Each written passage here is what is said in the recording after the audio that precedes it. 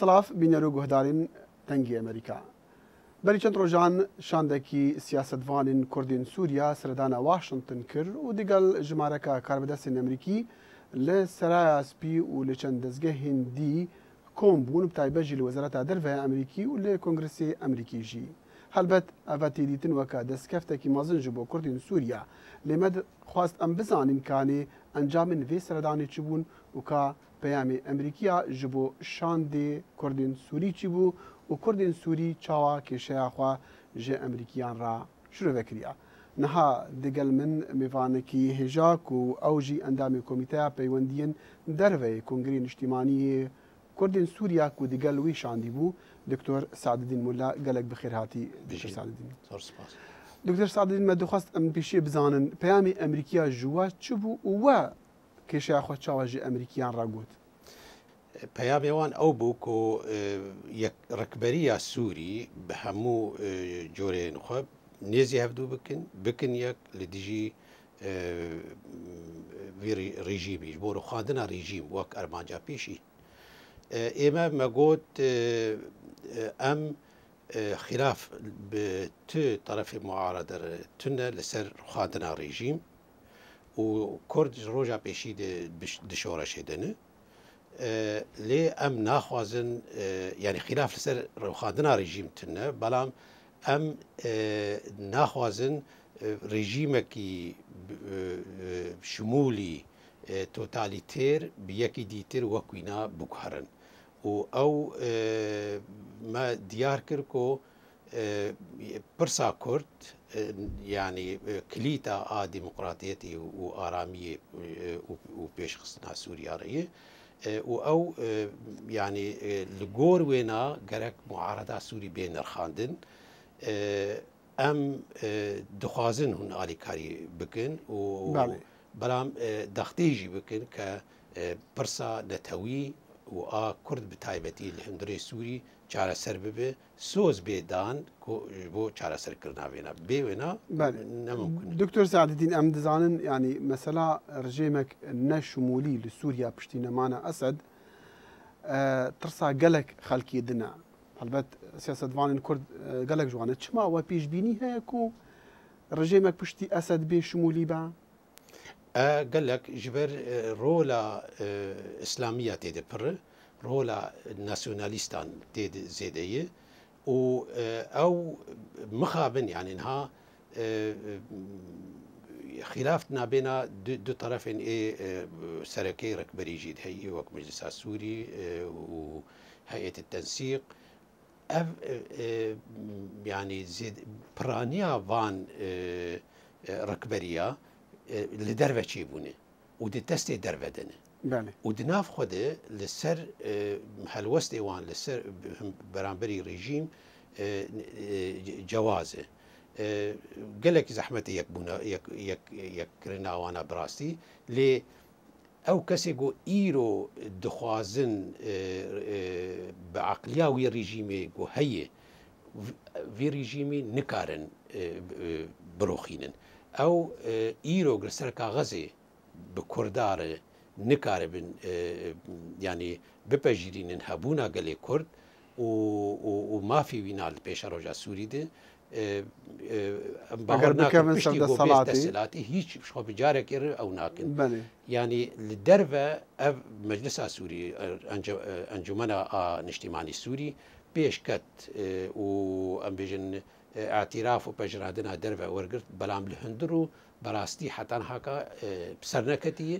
ew metirsiyên li cem wan mukewînat yan jî Kurdan û Alewiyan û Dirûzan û İsmaîliyan û êdî tir ew tirsayel cem wan ranekiriye. Belê û peywendiya we jî peywendiya we Kurda digel wan e ne gelkî baş e. Me ji Emerîkaya jir got û em ji rekberiyê jir dibêjin em milletekî cihêne erê em perçak ji milletê Sûrî ne belam em ji aliyê nasnamaya xwe ve milletekî Kurdin cihêne ne Erebin. Em nûneretiya me jî divê cihê be. Em dixwazin serxwebûna biryara xwe û hebûna xwe wek nûneratî biparêzin çin haka û çi pêştê. Rola me ji roja pêşî de şoreşê de xurt bû di yekkirina nêzîkbûna hemû aliyên ê rekberiyê jî de em dixwazin rolekê sereke bilîzin. Dr. Saadetdîn tu behsê کۆمەڵین ئیسلامی دیکە بەتایبەت ژی ئەخوان و ترش جوانە و ئەگەر بێن سەردەسەڵاتی سیستەمێک شمولیان ڕژێمێک شمولی ببێن دگەل وێناژی نەبەس ئون حتا ئەمریکاژی ترس هەتا ڕادەیەکی ژوێنە هەیە کۆمبوونین خوادا دگەل ئەمریکیان وە چاوە ئەف بەحەز دکرد وە چاوە ئەف دئینا هۆڵێ براستي يعني حيوان جلك تشتا هي الجورة عاليتات وتشتي جور دجيانة الهندري سوري هاي وان حمر تشتيها بو وان قال لك دقوت هو كرد او كيم نتوين جوهاني يانجي كيم او طوائف جوهاني فلان وعلوي ودرزي واسماعيلي لحفدو بكن نيزي حفدو بن وك انيه كيش خورشيكن قال لك جرنبو ام دزانن يعني اخوان المسلمين هنك دتستي تركيا دنه هنك دتستي ولاتنا عربي دنه و يعني دنگدان وهالبجارتين يقول لتونس وليبيا والمصري تشيبون اسلامي هاتن سرحكم ند افجي خلق افد كيم نتوين جوهانه دترسن جو اسلامي بين سر دسلاتي وان يعني بتشوسينن يعني ما في وان ندري تايبت مثلا اسلامي ديفيجن دوله مدنيه قبول لكن دوله علمانيه ديفيجن تكفل الدوله حقوق المراه نابجن مساواه المراه والرجل يعني وكافيا بيرك واسلامات تكفل الدوله كردان ديفيجن ما في كردان جبو كرداجي دبيل كامي ايرو بلا ريجيم بيرو خاندن باشي لغور وإدارة محلية يقول هاكا هي الدستور السوري ده ما في بدسوا بكذا هونجي هم ولاتية في وكهمو هم ولاتيان أم ديفيجن لغور ناسنا ما غيرك ما في ما ب دكتور سعد الدين جادا كردي دخو بيشاندانين باجاران كردان دا بتر درشمي فدرالية جبو كردين سوريا بلندكن اونجی وەکە پارتیین سیاسیان وەکو ئەنجومەنە نیشتیمانیە کوردین سووری هەتا ڕادەیەکی دگەل وێ چارەسەریێنە ji bo بدەستڤئینانە مافین کوردان ئەگەر بە ئەشکرەیژی نەبێژن ئەمریکیا ترسێک ji wê jî هەیە ئەمریکی گوتن ئەم لەگەل ونن پێشەڕۆژ يعني لامەرکەزیەتە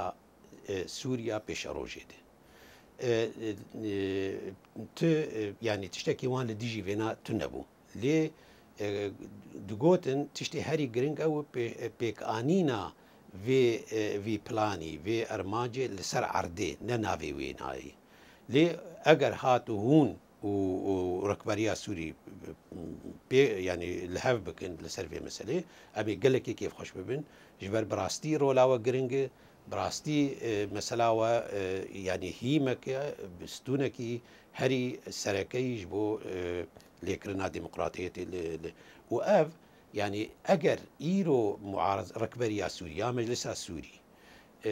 ما في مال سر أساسي فيدرالي يعني لا مركزي سياسي قبولي بك وعلوي وك أمبيجن كيم نتوا يعني طائفة هري مظن داويدة واحتمالك قال لك مثلا هي جو يعني ديوارك نابينا خو وريجيم دي تشيكن حتى جو افتشتا زلالنا بلان وبروغرامي اي ركبريه دي وعلى ويلسر خو بترسن ش دانستاندن و دقال انجمن الاجتماعي السوري هي دقال كومالين دين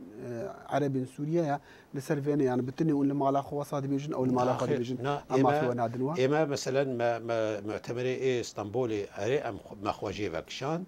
لما دعيني كاجي دي ما سوز دايو وام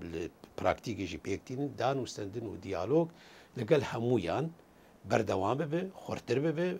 ونتنها ركبريا وك ام بيجن مجلس وطني سوري يانجي هيئة التنسيق او طرفين اي دريوانا وهينجي ام خريكن جو خورتر بك بيغومان جبر اف قالك يجرينجو جو سبه شركي ناف خوي درنك ناف خلكي بله باشا دقال هندي جي اگر ام بين بحثا بارتيين سياسيين كردي بكن ديسان قالك خالق دي بيجا نيك قوتن هفناقرن جداهي هنا وكان جمانا كردي سوري ما في شارع نوس دهندري سوري دهل دايه وتطبيقه وبيكانينا وين السر عرض فدراليزم يانجي افتونوميه همو بارتيين جو ايرو دبن سيوانا في انجمني دنه 15 بارتيين و يعني هيزك فرهي سربخوا وكملا والتنسيقيات شو هذا بيجن جوانا دناف دنه همو دبن في درش ميد خباتيت كني همو بيك اون كو قالي كرد بخوا چارا نوسا خودن در يكتيا سوريده اف خلاف لسر بيناتنو ام همود بن في اويد كن ومرج امريكيه جير افتشتيار ديار كوج فرنسيار وج انجليزار جيغو موادبينن نتنج وهر وهاج ركبريا سوري رجع متبيجن كاني بديله وشي الترناتيفي وشي ام چارا نوسا خود خوازن هو چه لسر عرضه دلما وك ملت وك نتو دهندري سوري ده شان دما يگو ام چون در دوران لقاهره بو لفربو ام يقوتني بيجن ام تشتكي لديجي هفدو ناخذن براسي وملتي ما يجي خو فدراليزم يتخواز برانياوي نعم بيجن باشا ابسر من دماهي دكتور سعد الدين مثلا قالك دخوازن امريكي يعني جهازك درفا كاركي لشكري بكا جبو روخاندنا الرجيم اسد قادوا اول قال امريكيه بحسكر بله امام قلت يعني ديتنا انجمني او جو سلاح يعني اف شورش كاشيتانيه وام هر ما بردوام كدي سيرفي ريبازي وام جبرجو شر يعني تشك تيك ناف ملت زحمتي ايدي تجناب وينا درخه ودور بروبليم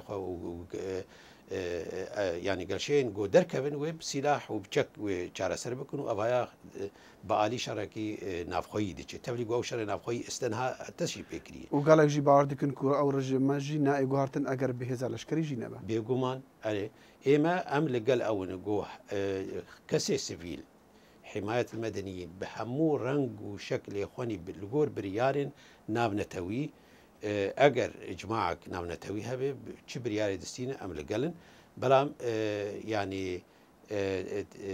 تشكرنا شورشي ام هيفيدار نجي ودرجه تبلين ها تسبيب ويه بيغومان هل بعد تسبيب ويه بالي دكتور سعد الدين ملا اندامي كوميتي بيوندين درفي كونغران اجتماعية كردين سوريا انجمن اجتماعية كردين سوري ام قالك سباسيات كنجبو في اف اي في قالك سباس سلسلة الشعب